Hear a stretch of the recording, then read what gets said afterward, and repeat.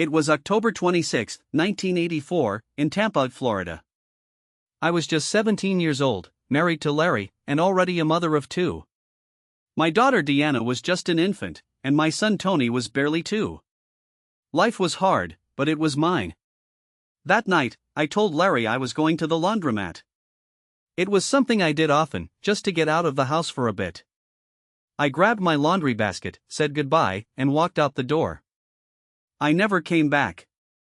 The Charpal Lounge was just a few blocks away, near Busch Gardens. It wasn't the kind of place I usually went, but I had friends there that night. People later said they saw me talking to a man who owned a sign-making business. He was offering me a job. I don't remember that conversation, but I remember feeling hopeful. Like maybe there was a way out of the life I was living. The next morning, my car was found in the parking lot. It was unlocked, with a basket of clean, folded laundry inside. My keys were gone. My purse turned up days later in a men's bathroom at Busch Gardens, with my cash, ID, and marriage certificate still inside. It was like I had vanished into thin air. The police questioned everyone who had been at the bar that night.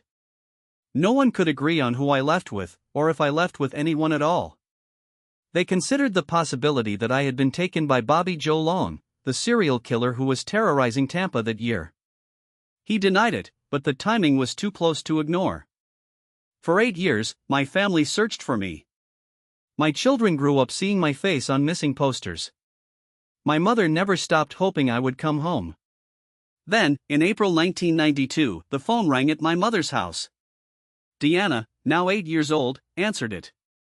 A woman on the other end said, "Oh my goodness, my baby girl. This is your mother." Deanna didn't believe it at first. She handed the phone to her grandmother. The woman claimed she had run away in 1984, overwhelmed by the pressures of being a young wife and mother.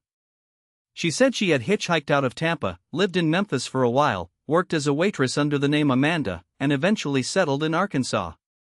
When my family saw her, they were stunned. She looked exactly like me. The gap in her front teeth was gone, but she explained that away by saying she had gotten them fixed after a car accident and jaw reconstruction. My son Tony, who was 10 by then, felt an immediate connection to her. For many in the family, the emotional pull was too strong to resist. But not everyone was convinced. My brother Ricky felt something was wrong the moment he saw her. My childhood friend Candy Lasarge had the same feeling. They both kept their doubts to themselves because my mother was overjoyed to have her daughter back. The woman moved into my home and began living as me. Meanwhile, in Springdale, Arkansas, a detective named Waylon Stepp was already investigating a woman named Amanda. Her husband Danny had grown suspicious of her. She refused to talk about her past, wouldn't discuss her family, and had no photos of them. Someone had even told Danny they'd seen a woman who looked just like Amanda on the TV series Unsolved Mysteries. Danny's mother had been calling missing children hotlines, trying to find any information that fit Amanda's description. The Missing Children Help Center in Tampa sent photos of me to Arkansas. Danny and his mom believed it matched Amanda. He confronted her, but she denied it. The information eventually reached Detective Stepp, who contacted Tampa police about my missing person case. Stepp had my case file on his desk, including a photo and a description of a distinctive mark on my leg. He told the woman that if she didn't have that mark, the situation could be cleared up quickly. A female officer examined her privately and confirmed she had a similar mark. When Stepp confronted her with that information, the woman broke down and admitted she was Lucinda Hewells. She said she had run away years earlier. At the time, even Florida investigators believed the story. But then strange things started happening in Tampa. The woman was involved in a car accident where her car flipped into a ravine. She said someone in a white van had tried to run her off the road. Soon after, my family's home was vandalized. The wrecked car in the driveway was spray painted with Strike 1. A shed behind the house was tagged Strike 2. The tires of the family vehicles were slashed. At first, some people worried that someone was trying to silence Lucinda. Detective Stepp later suggested another possibility, that the woman herself might have staged the incidents in an attempt to keep the family close and maintain the story. Months later, two people contacted police after seeing news stories about my return. They believed the woman living with my family was actually their niece Amanda, who had run away from home years earlier. By this point, Larry Hewells was having doubts the woman in his home was his wife. Police arranged a meeting between the woman and the people claiming to be her relatives. In police reports, it was noted there was no sign of recognition between the woman and her supposed relatives. The woman denied being Amanda and insisted she was Lucinda. Detectives ordered blood tests to settle the question. When the results came back, they had their answer: the woman was not Lucinda Hewells. Her real name was Amanda Dennis, and she had run away from home as a teenager. She admitted who she was and apologized for the pain she had caused my family, saying she had grown to love my two children while living with them. Amanda left Tampa and returned to Arkansas.